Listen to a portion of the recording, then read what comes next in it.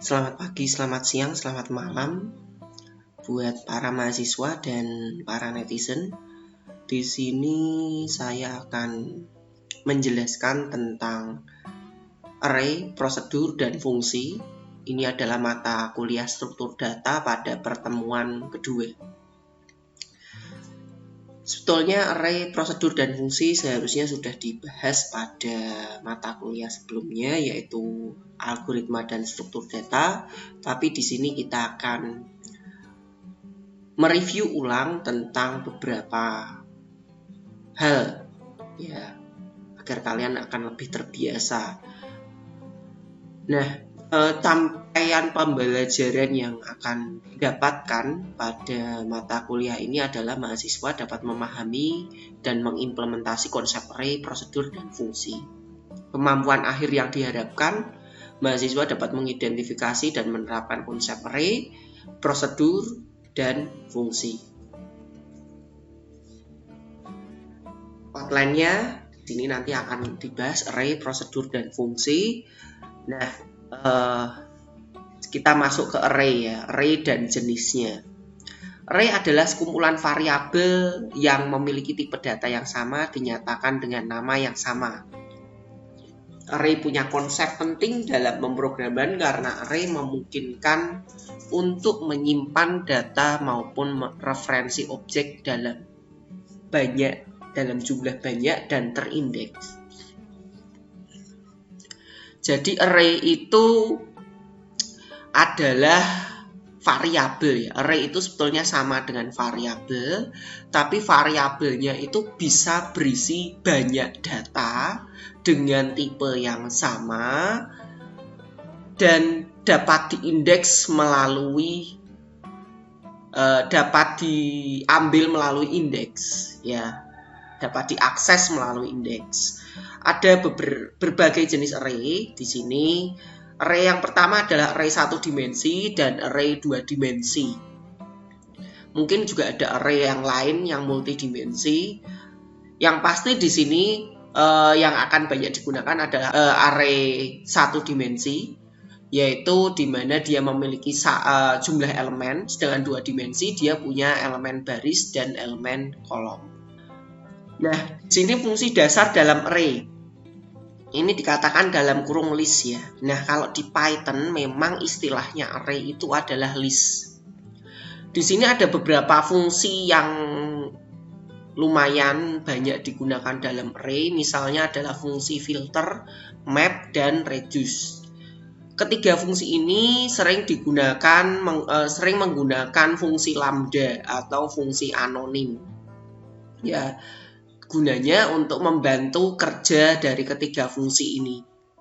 Nah, filter itu fungsinya untuk menyaring sekumpulan data untuk memenuhi kondisi yang diberikan. Contohnya di sini, jika kita punya range, ini adalah list dengan range -5 sampai dengan 5. Kita mau filter dari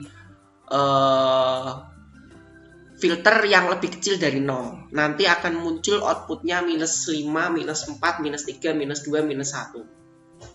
Nanti secara lebih detail kita akan bahas di praktikum jika ada yang tidak paham. Lalu map ya, itu menyaring fungsi tapi bukan nilai akhir melainkan nilai domain. Ya, fungsi map itu untuk menyaring nilai-nilai yang belum dimasukkan namun hasilnya adalah hasil dari fungsi yang disyaratkan tersebut. Contoh map adalah fungsi dan urutan. Ya, di sini ada contohnya fungsi multiply atau fungsi perkalian dan fungsi penambahan.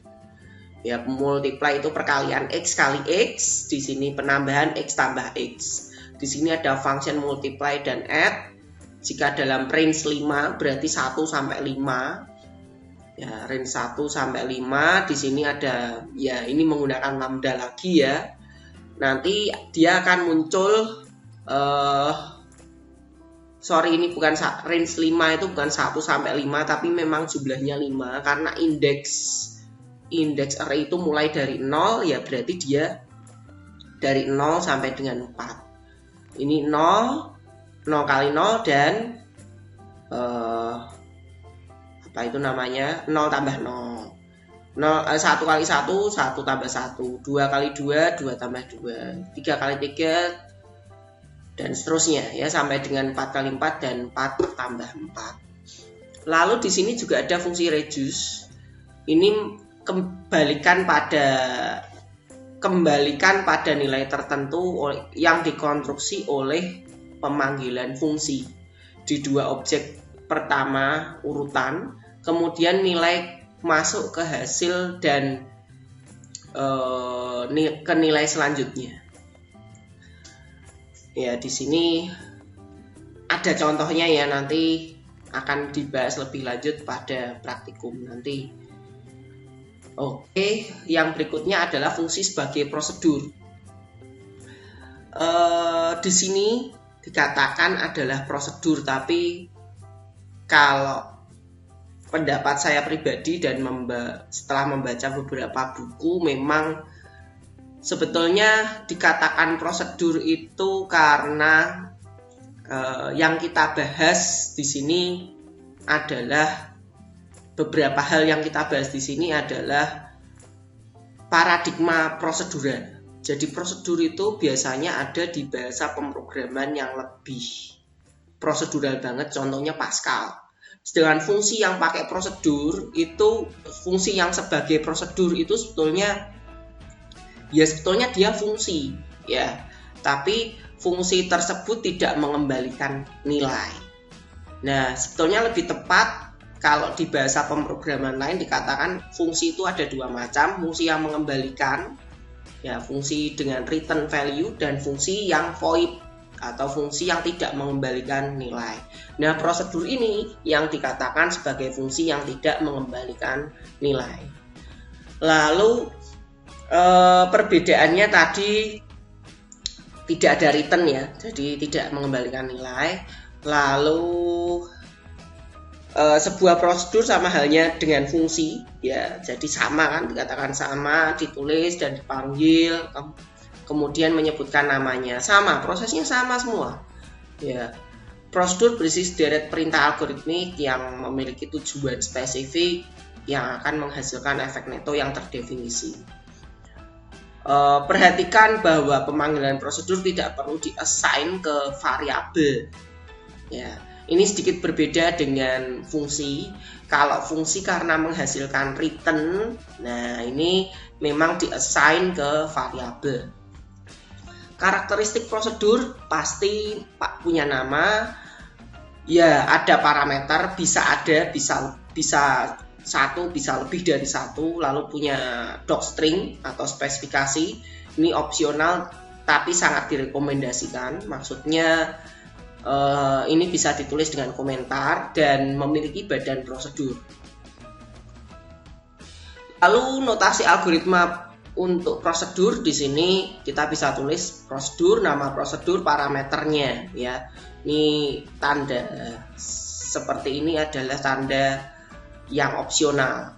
Lalu di sini spesifikasi prosedur, kamus lokal, dan algoritma. Di sini dikatakan kamus lokal ya, karena memang kamusnya itu digunakan hanya untuk di dalam prosedur saja dan tidak bisa menggunakan variabel yang ada di luar prosedur. Notasi fungsi versus prosedur. Kalau fungsi di sini menggunakan kata fungsi, sedangkan prosedur menggunakan kata prosedur. Ya. Nah, ini memang seperti ini notasinya, karena notasi itu bisa diterjemahkan ke bahasa pemrograman lain. Nah, makanya di sini dikatakan ini fungsi, ini prosedur. Kalau fungsi pakai tanda panah I kali J, karena hasil return itu masih bisa diproses lagi. Sedangkan prosedur dikatakan output, karena output ya itu belum tentu atau biasanya sudah tidak diproses lagi. Ini perbedaan mendasar dari fungsi dan prosedur. Python ini bentuknya sama persis. Yang beda di sini, yang membedakan adalah return dan print. Ya, jadi sebetulnya tidak selalu melulu return dan print, tapi fungsi dan prosedur itu perbedaannya di mana sih? kalau fungsi itu hasilnya output atau hasil yang di-returnkan ini pasti akan diproses lagi. Sedangkan prosedur hasil outputnya ada dua hal, ya ada dua kemungkinan yang sering terjadi. Yang paling sering yaitu dicetak, ya. Sedangkan yang kedua adalah untuk sebagai fungsi saklar, ya, mengubah nilai dari variabel global, ya, bisa seperti itu, atau mengubah variabel atau fungsi yang bisa digunakan untuk variabel yang lain, itu juga bisa digunakan. Jadi mengubah nilai dari variabel atau mencetak. Jadi ini ada dua kemungkinan, ya, sebagai yang prosedur ini. Lalu di sini ada fungsi sebagai argumen. Argumen dapat menerima apapun bentuk tipe, ya, termasuk fungsi atau prosedur. Di sini ada contoh. Def function A print inset function A. Berarti dia nyetak di dalam function A, ini nyetak di dalam function B, ada returnnya. Berarti ini fungsi, ini hanya prosedur aja. Lalu def function C, ini function Z, print inset function C, return Z. Ya. Print function A, dia akan memanggil function A dan tidak ada parameter di sini. Ya. Lalu di sini ada print 5 plus function B text. Nah, ini nanti hasilnya 5 ditambah function B. Hasilnya 5 ditambah function B. Nanti yang dicetak berarti ada 5 ditambah function B2. Returnnya 2. 2 berarti ini kan 7 ya. 7 ditambah dia inside function B. Lalu di sini ada print function C, di sini ada function A. Yang di-outputkan berarti nanti insert function C dan insert function A, nyambung seperti itu. Ya, ini returnnya seperti itu kan, dia akan mereturn, ya, seperti itu. Next, di sini ada fungsi sebagai argumen. Ini contoh yang tadi ya, contoh yang tadi. Gambarannya ini adalah gambaran global dari program. Di dalam global program itu ada fungsi A, B, dan C.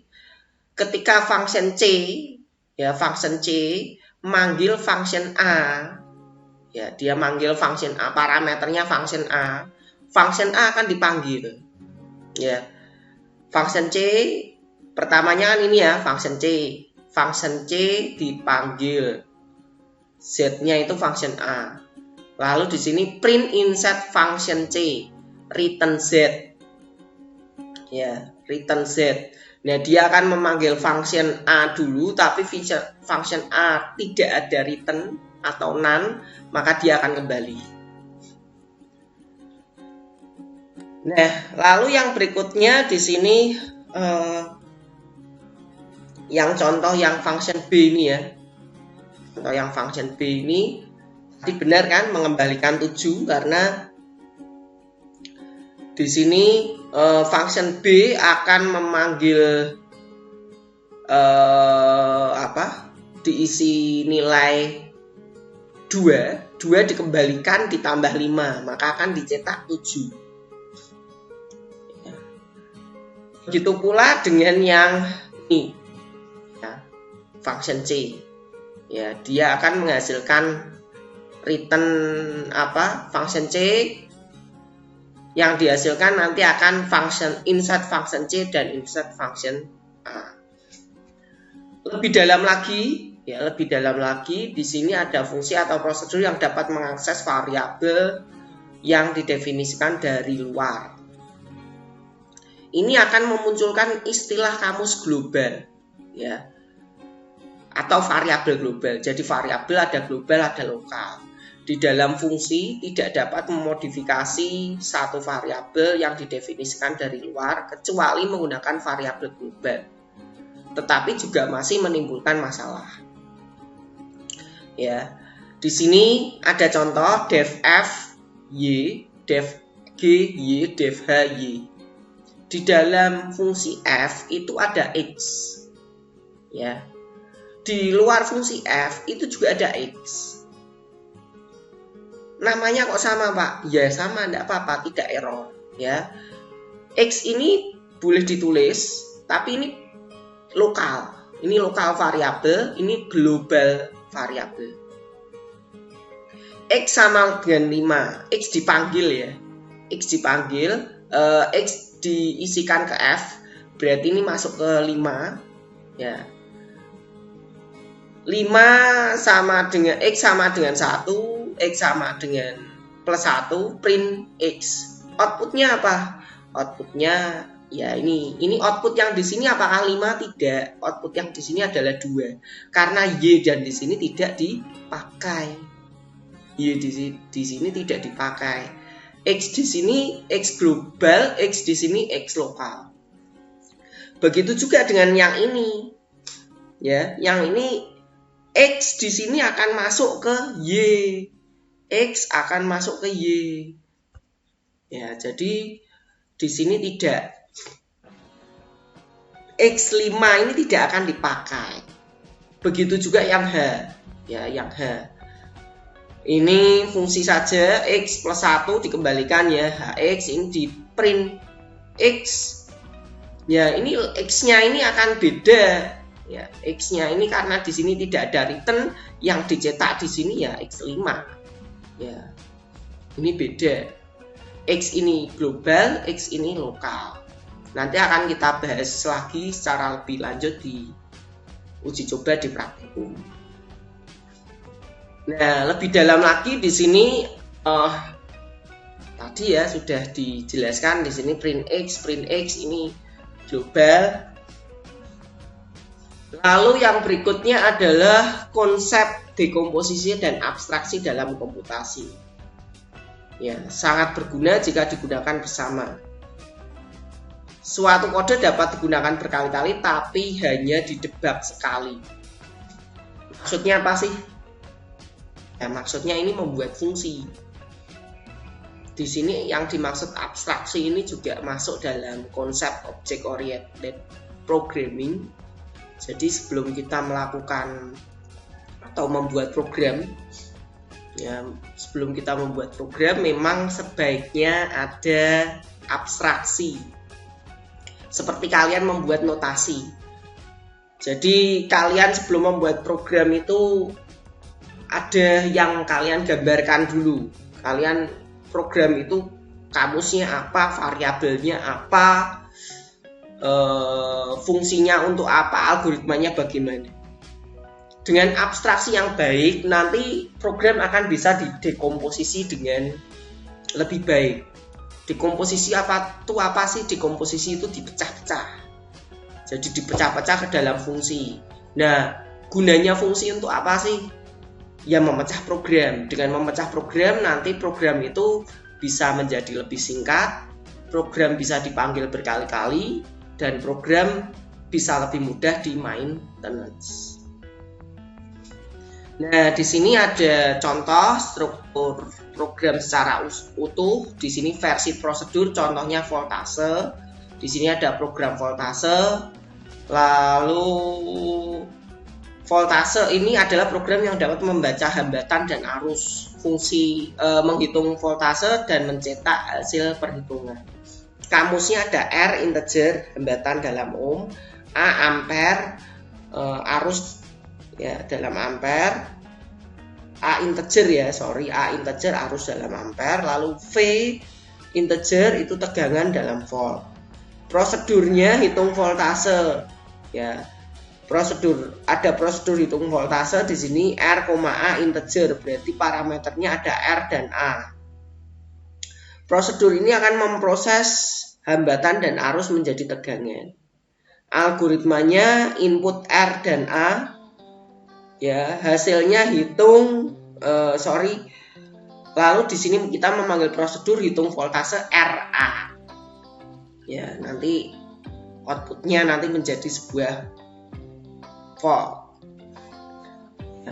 Prosedur hitung voltase di sini prosedur untuk memproses hambatan dan arus menjadi tegangan.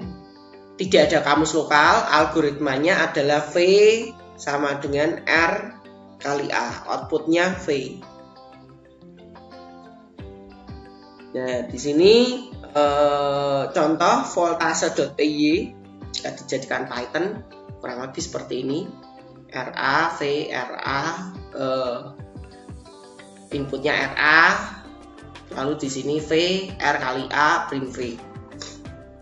Untuk main programnya, nah, di sini ada yang kosong, ya. Silakan nanti kalian cek di slide-nya sebagai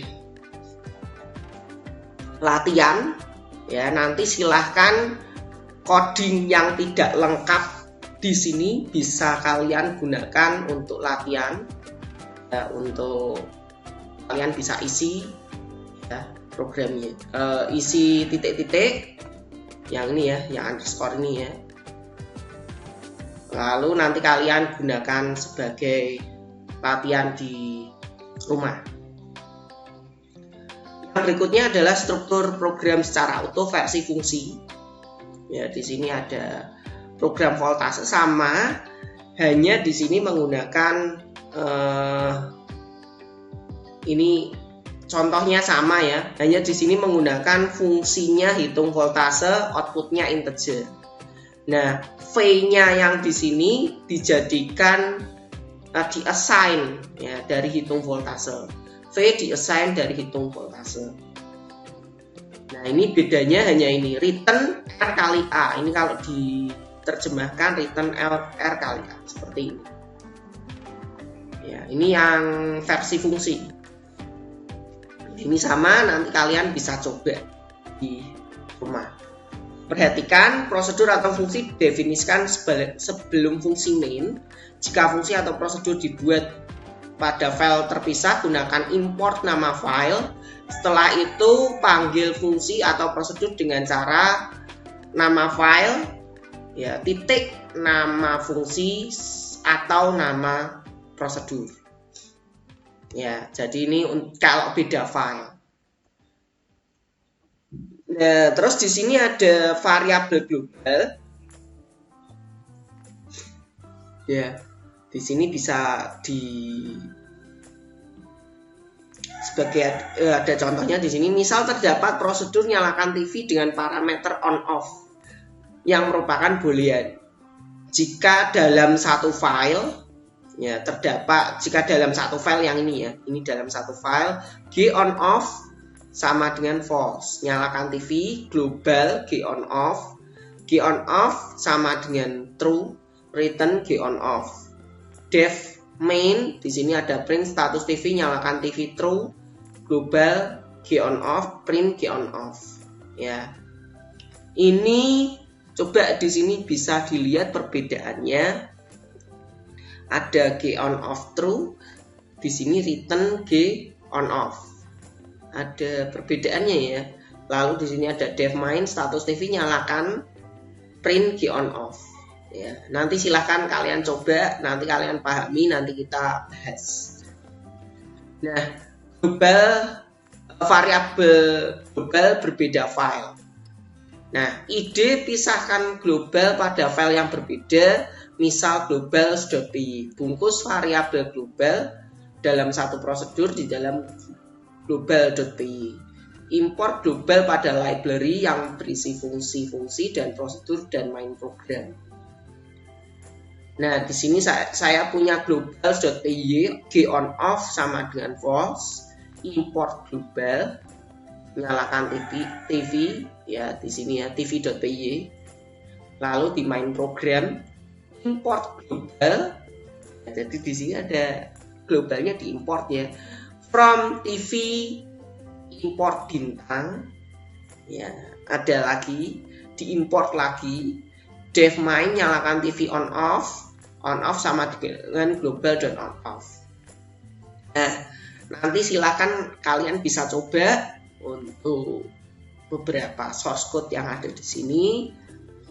Jika kalian nanti tidak paham, ya nanti di